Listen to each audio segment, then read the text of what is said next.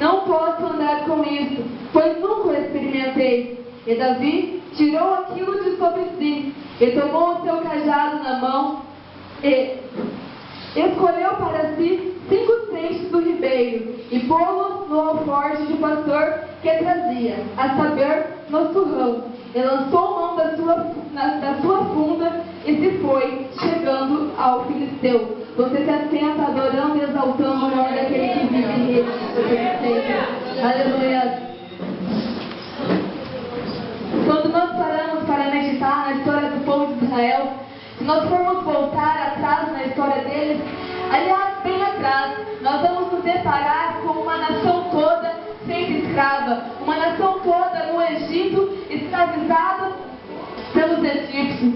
E nós vemos que desde lá, mesmo quando eles estavam sendo escravizados, nós podemos perceber o cuidado de Deus para a vida deles. Quando nós paramos para meditar no texto bíblico, quando o povo estava servindo no Egito, eles clamaram ao Senhor, e como sempre, o nosso Deus, aquele que ouve o nosso clamor, sempre que nós nos prontificamos a clamar, ouviu dos altos céus e se prontificou a atender eles. Por meio da vida de Moisés, o Senhor Deus libertou os israelitas do cativeiro, libertou eles da escravidão, seguindo pelo deserto. Morrendo Moisés, Deus levantou Josué para que continuasse seguindo o povo. Porém, Deus nunca os havia abandonado. Morrendo Josué, houve uma época em que Israel foi governada por juízes. Israel, quando se prontificava, quando se prostrava diante do Senhor, quando se colocava na presença do Senhor, conforme Ele queria, Deus levantava os juízes em Israel, conduzia o povo nas batalhas, e eles eram vitoriosos. Porém, chegou uma época em que o povo já não se satisfez mais com aquilo.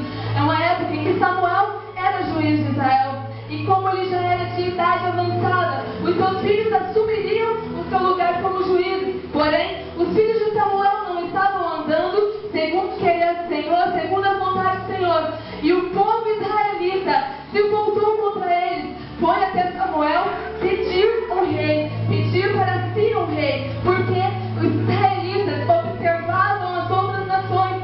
Todas as outras nações tinham um rei, mas eles pensavam consigo que eles não tinham rei, mas eles haviam esquecido que o rei deles estava acima de todos. Era o rei no céu e o rei na terra. Aleluia.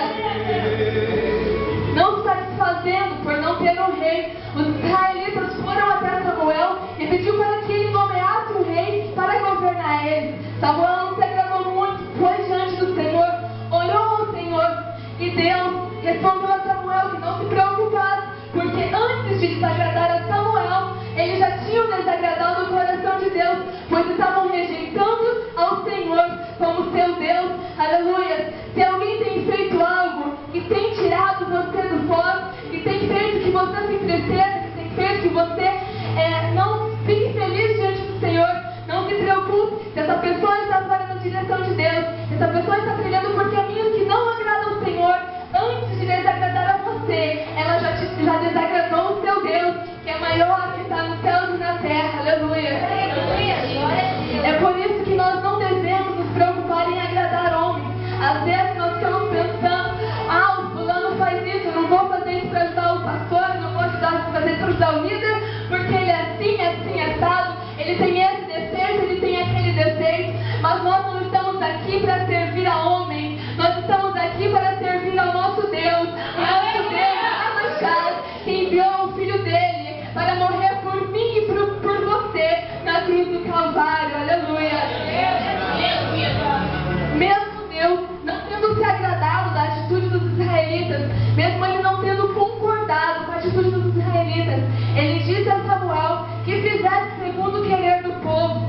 Muitas vezes nós pedimos coisas a Deus que não é o que Deus quer para as nossas vidas, e aí nós não compreendemos o querer do Senhor, nós não nos esforçamos para entender o querer do Senhor, nós não nos colocamos diante do querer do Senhor, nós não pedimos para que Ele cumpra em nossas vidas o querer dele. E aí nós insistimos tanto por uma coisa, e mesmo Deus sabendo que não vai dar certo, que não é a vontade dele, mesmo Ele entristecendo o coração